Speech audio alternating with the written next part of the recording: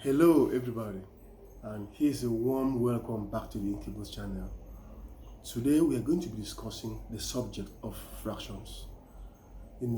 That will range from the meaning, definition of fractions, all the way to the types of fractions and their examples. If it's your first time, please don't forget to subscribe by hitting the button below your screen and click the like button as well. If you are returning, thank you very much for stopping by one last time. Now, back to the subject of fractions. What is a fraction? A fraction can be defined as one or more parts of a whole object. For example, if you are given something that is broken down into so many parts, and you are given one or more components of that whole object, you are said to have a fraction of that object. You can use a birthday cake as an example.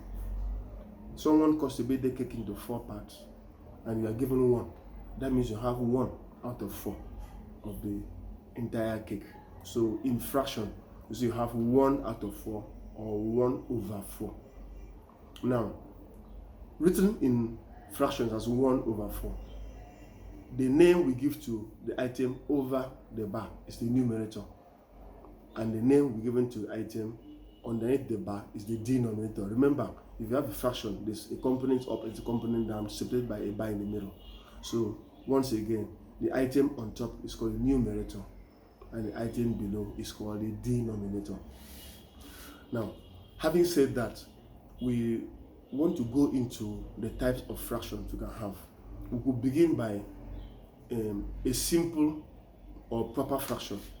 In a proper fraction, the item on top, which is the numerator, is always less than or smaller than the item below, which is the denominator. So a proper fraction has the numerator less than the denominator. That's for a simple and proper fraction. Now we have an improper fraction. For improper fractions, the item on top is usually greater than the item below. That is, the numerator is greater than the denominator. Now you have an improper fraction. That's the second type of fraction. Now, the third type of fraction is called a mixed fraction. In a mixed fraction, you have a whole number component as well as a fractional components put into one. So you have a whole number that is jammed to a fraction and it becomes a mixed fraction. An example of a mixed fraction is 1 and 2 over 3, 2 and 3 over 4, 3 and 4 over 5, etc., etc. Now, back to examples of other types of fractions. A proper fraction, like I said before, can have examples like 1 over 2, maybe 3 over 4, maybe 4 over 5. Note that the numerator is less than the denominator. For improper, examples could have things like 3 over 2, 4 over 3, and 5 over 4, etc., etc. Note that in that other example too, the numerator is larger than the denominator. So that's example for the 3 categories of fractions I've defined so far.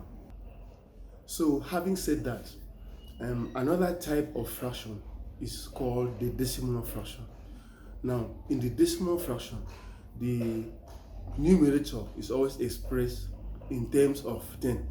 Decimal is like representing 10 items, So if you have any one or more fraction out of 10, that means you are expressing that fraction as a decimal. An example is 1 over 10. If you do 1 over 10, and it can be expressed in decimal as 0.1. The same thing goes with 2 over 10, 5 over 10, 7 over 10, and so on and so forth. You can have 0.2, 0.5 rather, and maybe 0.7 respectively in that order. So whatever number comes on top as numerator out of 10, you express it in decimal as 0. That number, that's for decimal fractions. Then we also have the percentage fractions. To express something as a percent means it's expressing something in terms of 100. Percent is 100 pieces. So if you have a number that is expressed out of 100, that means you have a percentage fraction. Example, you have 1%. Now 1% means you have one item out of 100 pieces. So it becomes a percentage fraction as 1 over 100. You can use it as 1%. I have 2%, meaning 2 over 100. I have 3%, meaning 3 over 100. You can also have 7%, 9%, meaning 7 over 100 and 9 over 100 respectively. So whatever number you put on top becomes a percentage of 100. So that's for percentage fractions.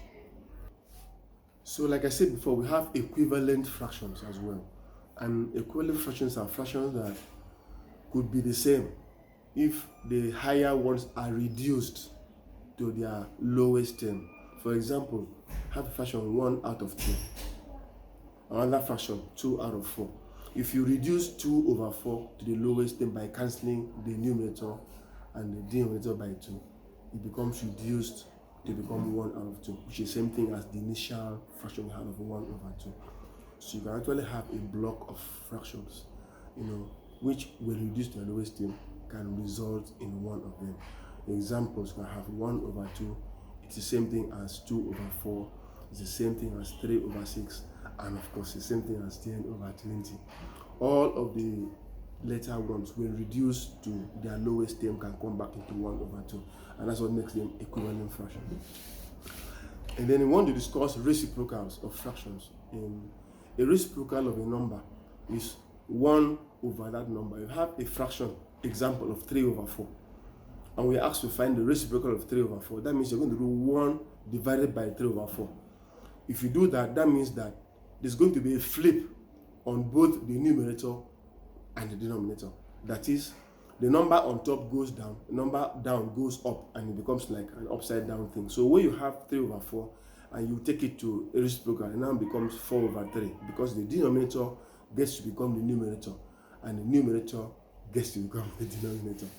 Now I will advise that you watch subsequent videos where we'll be discussing how to manipulate fractions. In that video, we'll quickly discuss how to find multiples of numbers and how to find the lowest common multiple of numbers, which we use to manipulate fractions. We'll do addition of fractions, we'll do subtraction of fractions, we'll do multiplication and division of fractions, and we'll get to a point where we get to use the BODMAS method of solving a block of fractional problems. So watch out for this video, and thank you once again for tuning in.